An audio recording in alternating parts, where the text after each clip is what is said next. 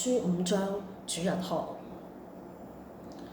過去嘅星期四有一對宣教士夫婦入咗嚟宣教士宿舍住，佢哋去台灣宣教，返嚟喺香港幾間教會有分享。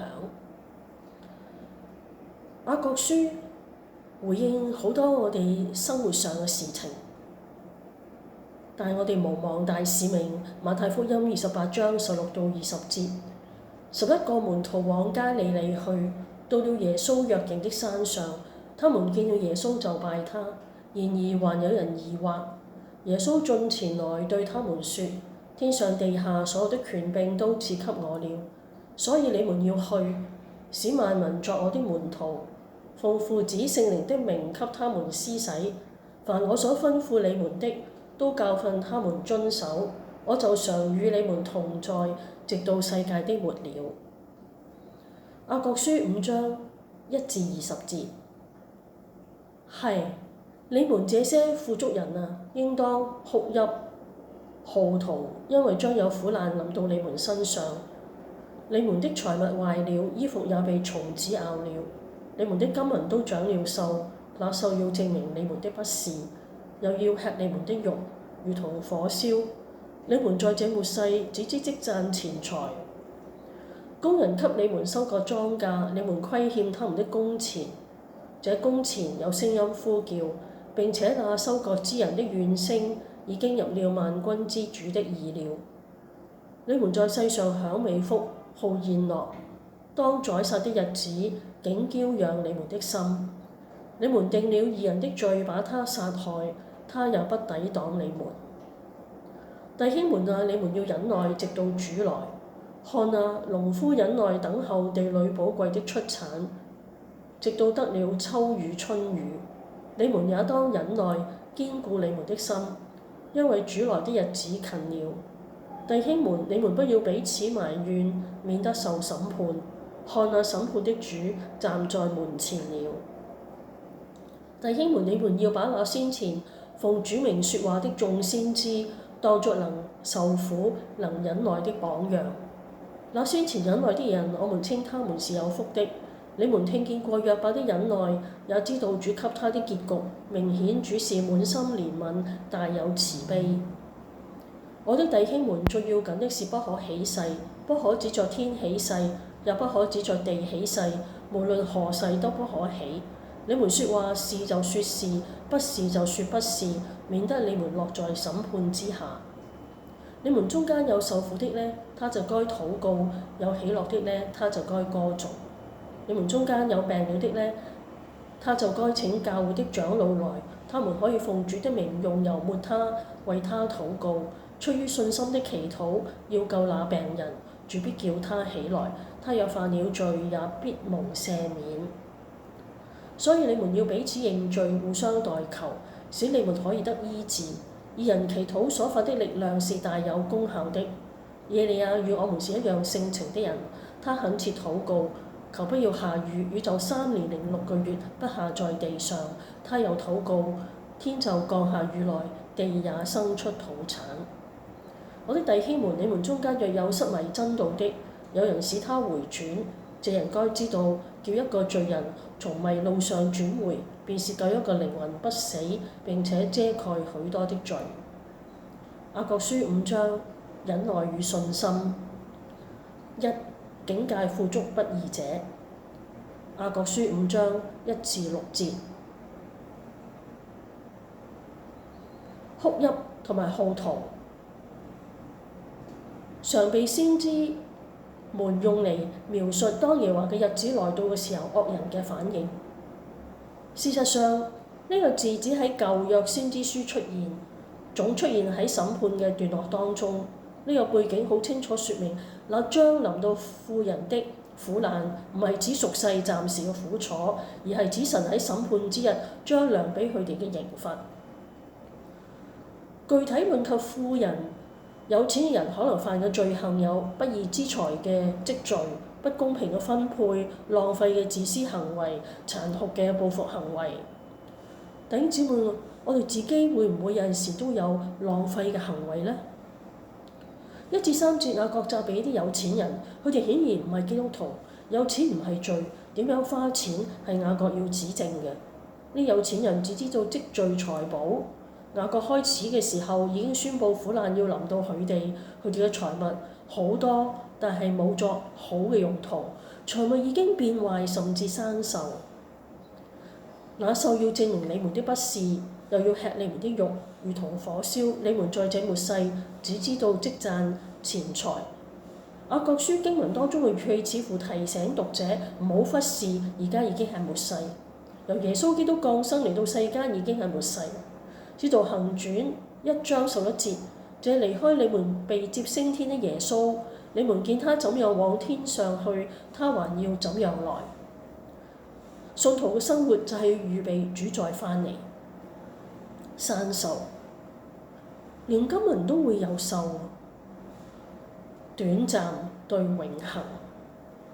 雅各控訴全福音嘅工人，福音嘅工人冇得到應得嘅報酬。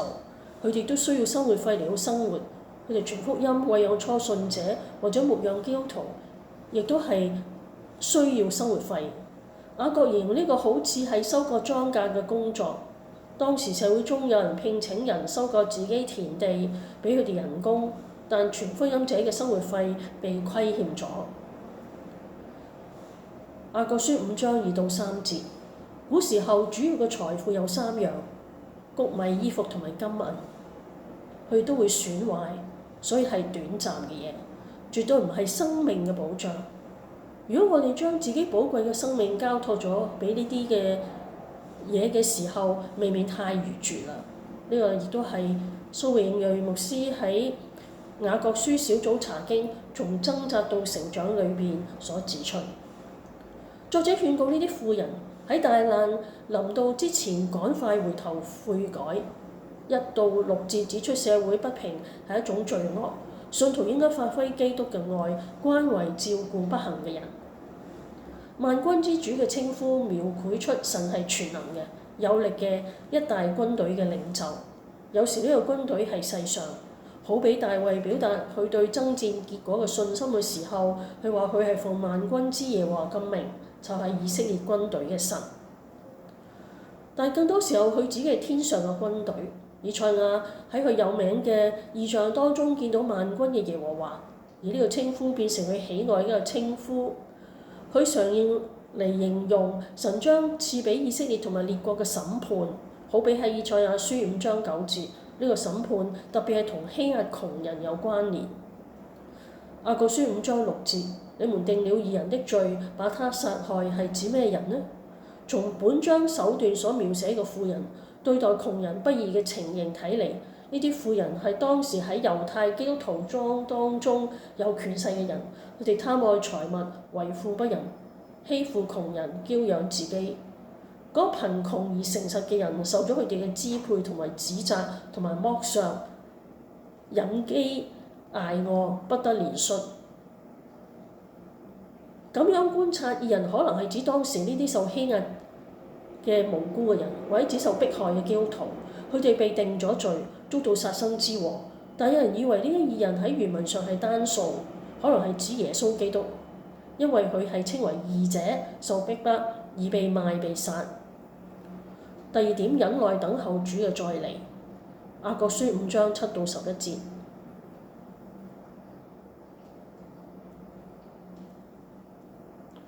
雅各用農夫作為內心嘅榜樣，農夫必須耐心咁等候地裏寶貴嘅出產嚟維生。雖然雨呢個字喺呢節中實際上係冇用到，但早同埋晚呢個片語咧，必須係指晚秋同埋早春降落喺巴勒斯坦對農業極為有利嘅雨。秋雨春雨，巴勒斯坦地一年有2個雨季，一個喺陽曆3、4月間，剛為收割前；一個喺陽曆10、11月間，喺播種之後。按猶太曆法，一年正月為陽曆3、4月間，8月喺陽曆10、11月間。故播種之後先降秋雨，收割前再降春雨。信徒喺惡人手下受苦，應該好似農夫一樣忍耐等候主嘅再嚟。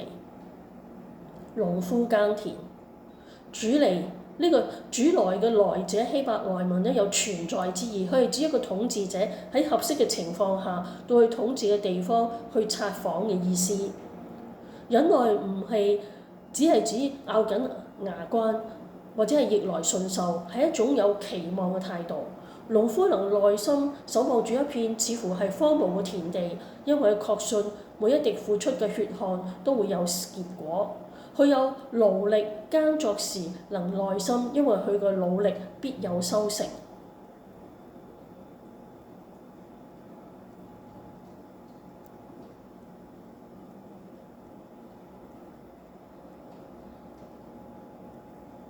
如果今日你係一個農夫，你最希望做乜嘢呢？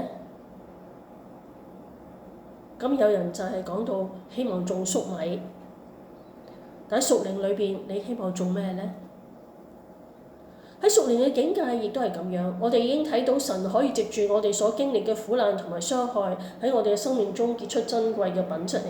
我哋受苦時能忍耐，係因為苦難會帶嚟屬靈豐盛嘅果實。葛培理浩劫之前，苦難嘅透視。第三點不可起誓，雅各書5章12節。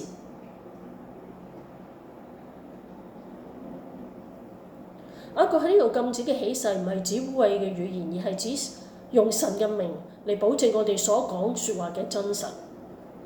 主耶穌親自教訓人不可起誓。猶太人當中有啲憑起誓行騙或者將事情誇大。耶穌教訓人唔可以輕易許下諾言，不可輕率用神嘅名嚟俾自己説嘅話或作嘅事保證誠實無欺。呢同十誡不可妄稱耶和華嘅名嘅精神吻合。第四，發出信心嘅禱告。雅各書5章13至18節。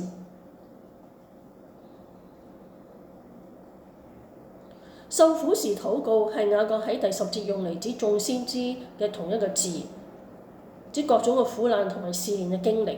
保羅用呢個字嘅動詞形態嚟描述佢下喺監牢，而且勸勉提摩太甘心情願去承受同一種類嘅苦難。信徒喺呢種境況中所獻上嘅禱告，唔一定係求神你要解脫苦難，而係求神賜力量，忠心咁去忍受佢。信徒喺喜樂嘅時候亦都禱告，唔係指外在嘅境況，而係指唔論境遇好壞，人心中可享有嘅歡喜同埋快樂。保羅喺船即要沉沒嘅時候，勉勵同船嘅人要有呢種心境。現在我還勸你們放心，你們的性命一個也不失喪，唯獨失喪這船。使徒行傳27章22節。當我哋嘅心受到安慰嘅時候，我哋好容易忘記呢個安慰最終係從神而嚟嘅。因此，或許歡樂時比受苦嘅時候更需要提醒，以承認神喺我哋生活中超然嘅地位。雅各書話我哋應該歌頌。其中一個睇法，請教會長老嚟替你抹油，意思係講個元首嘅膏油流到一個肢體上面，生命從你嘅身上經過嘅時候，有個疾病就過啦。抹油嘅目的係要得到元首嘅膏油，因為你喺嗰度可能有叛逆嘅事，有犯罪嘅事，或者有任何其他嘅事，使你呢個人離開咗身體嘅保護，離開咗身體嘅循環。